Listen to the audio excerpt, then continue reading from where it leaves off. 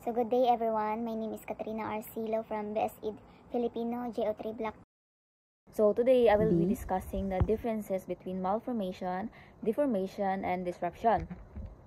So first, what is malformation? So malformation is an abnormal or irregular structure or formation in an organism, such as plant or animals.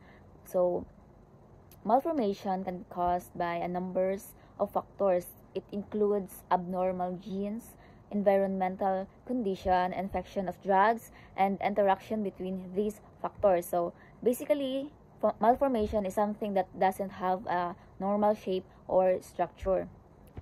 So we have here an example of malformation. So the first one is anencephaly. This is a baby born with underdeveloped brain and incomplete skull. So anencephaly is a type of neural tube defect or NTD. So kaning nga condition is wala nagdevelop ang skull sa baby during his time na napa siya sa mother's womb. So ang kasagaran ani kay wala daw chance nga mabuhi ang baby, so mao na lang siyang matay ang baby before birth o mao na mag-cause sa mama nga makuhaan siya. So the next example of malformation is spina bifida occulta, in which a baby developing spinal cord fails to develop or close properly while in the womb, where your spinal cord abnormally develops in the uterus. So this condition rarely causes symptoms or needs treatment. So kaning nga condition, as you can see in the picture, na ay sa backbone or sa spine sa baby ang na-defect, and rare lang ni siya nga condition nga makita. So the term occulta means hidden because a layer of skin covers the opening in the spine. So most people with spina bifida occulta don't have symptoms and may not even know that they have it. However, some people may have a dimple, red marks, or tuft of hair at the base of their spine. So kasagaran sa mga tao nga naingon na ani nga condition kay dili sila aware nga naa sila ani nga sakit. Pero ang timailhan lang nga naa sila ingon ani nga sakit kay kanang dimple, kanang mga red marks, or kanang tuft hair base sa ilahang spine. The third example of malformation is encephalocele. This is a neural tube defects in which sac-like protrusions of the brain and the membranes that covers it through opening in the skull. This is a rare condition, birth defect, that occurs when the neural tube doesn't close properly during the fetal development, causing brain tissues and membranes to protrude through opening in the skull. So most baby with an encephalocele needs surgery to repair the defect. Naay chance nga mabuhi pud ang baby, pero in this case mas pricey lang jud siya, mas costly lang siya kay kinahanglan man tanggalon tong isa ka bodily organs nga dili na siya need.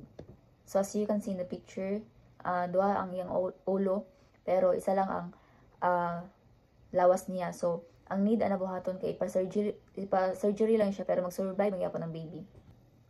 So the next example of malformation is hydrocephalus, a build-up fluid in the cavities deep within the brain. It may be present at or shortly after birth or may result over time from damage or injury. The cause of hydrocephalus can be inherited genetically, may be associated with developmental disorders. So pwede siya by genetic nga condition. So as you can see in the picture, dako ang head sa baby compared sa different examples nga akong provide gaina. Mas dako yang head kay puno siya og ganang tubig. So daghan og case na ingon ani pero ginabaliwala lang sa mga tao kay siguro gasto lang siya. And many people with hydrocephalus go on to lead normal lives. However, this condition and complication from surgery can vary greatly from person to person. So kanang mga tao nga naay ingon ani nga ginabaliwala lang pero padayon na silang kinabuhi, pero makita nila ang consequence later on. So the last example of malformation is microcephaly. A baby's head is significantly smaller than expected, often due to abnormal brain development. Microcephaly is a rare condition where a baby head is significantly smaller than other children of the same age and sex.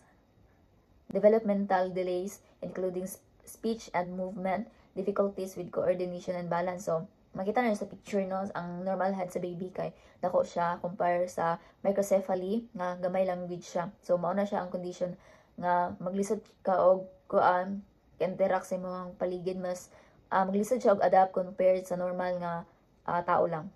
Pero ingon ani nga condition is rare lang yun siya no, dili kay siya widely nga spread na siya ngayon ani nga sakit sa mga bata. So let's go on to deformation. So deformation refers to the change of shape of object due to physical forces, actions upon them, or it is the action of process of changing in shape or distorting, especially through the application of pressure. So the example of deformation is varus deformity, a condition where the distal segment of the bone or joints angulates inward excessively. It also known as bow leg, bandy leg, bow leg syndrome, genovarum, and tibia vara. So makita niyo sa picture no, ang normal nga leg is ana lang siya. Ana. Tapos varus deformity is ano lang siya, kanang dili siya compare nimo siya sa normal, wide jud imong pag spread sa imong legs. So the next example is valgus deformity. This is a condition where the bone segment or joint is abnormally angled outward, away from the body midline. This can be occur in the knees, heels, or big toe.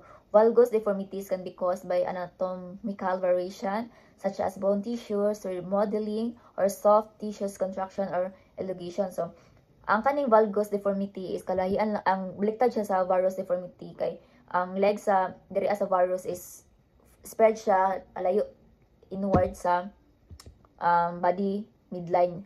Ang kaning valgus is pasulod siya nga condition.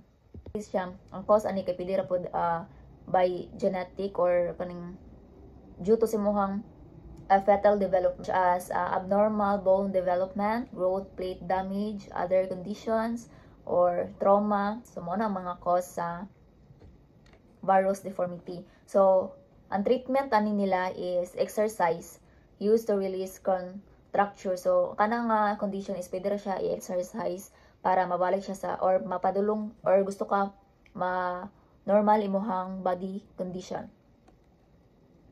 So mao to ang kalahian sa valgus deformity and varus deformity. So the next example is genetic deformities of skeleton. This is also known as skeletal disorders.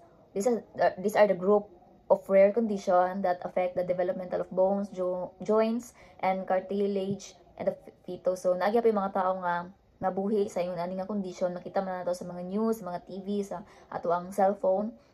So ang mga tao nga morning skeletal dysplasia, hypochondroplasia, or osteogenesis and imperfecta. So mo ni mga tao nga mo ni mga tawag sa mga tao nga naay rare condition sa mga skeletal disorder. So makita niyo sa picture no, ang mga tao is ilang mga height is layo ra jud kayo sa kanang normal people. However, they live their life more normal nga same ra pud sa tuwa. Ang nakalahi lang kay ilahang body physical feature. Now let's move on to disruption. So disruption are the effect occurring when normal tissues is damaged or interrupt. As in amniotic band sequence, it is helpful to distinguish between these types of congenital anomalies as deformation and disruption are likely to be related to genetic causes than malformation. So malformation is result in morphological alternation. So disruption is result in morphological alternation of already formed structure and are caused by destructive processes. So the example of disruption is vascular accident leading to bowel atresia is an example of destructive factors that produce disruption. Disruption is a type of congenital abnormalities that occurs when a normal development process is disrupted or destroyed.